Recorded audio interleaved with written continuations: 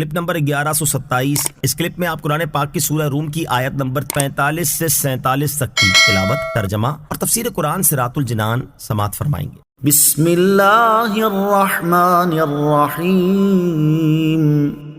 ترجمہ، اللہ کے نام سے شروع جو نہایت مہربان رحمت والا ہے۔ لیجزی الذین آمنوا وعملوا الصالحات من فضلہ انہ لا يحب الکافرین۔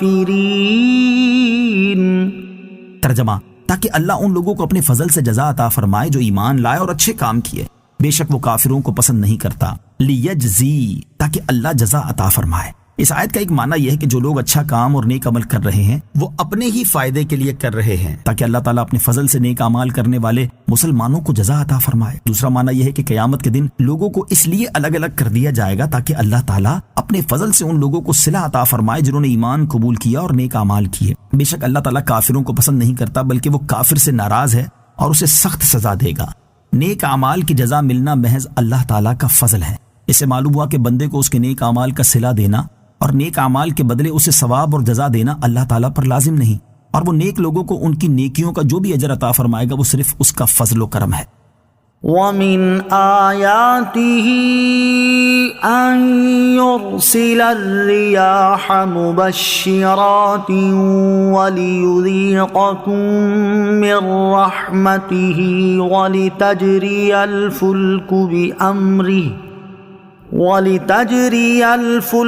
بِأَمْرِهِ وَلِتَبْتَغُوا مِن فَضْلِهِ وَلَعَلَّكُمْ تَشْكُرُونَ۔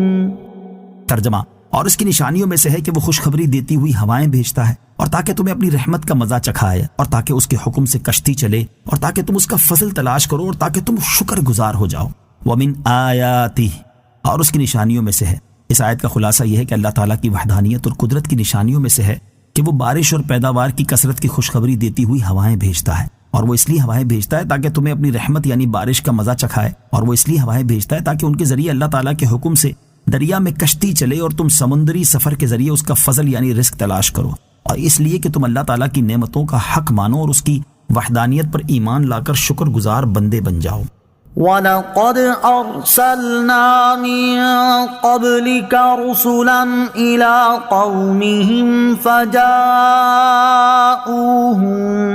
بِالْبَيِّنَاتِ فَانتَقَمْنَا مِنَ الَّذِينَ أَجْرَمُوا وَكَانَ حَقًّا عَلَيْنَا نَصْرُ الْمُؤْمِنِينَ۔ ترجمہ، اور بے شک ہم نے تم سے پہلے کتنے رسول ان کی قوم کی طرف بھیجے تو وہ ان کے پاس کھلی نشانیاں لائے، پھر ہم نے مجرموں سے انتقام لیا اور مسلمانوں کی مدد کرنا ہمارے ذمہ کرم پر ہے۔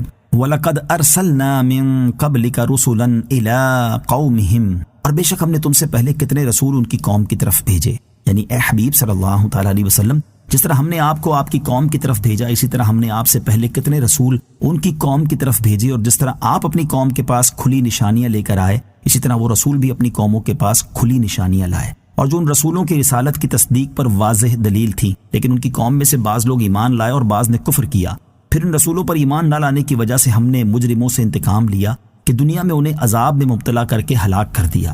اور اے حبیب صلی اللہ تعالیٰ علیہ وسلم، مسلمانوں کو نجات دینا اور کافروں کو ہلاک کرنا ہمارے ذمہ کرم پر ہے۔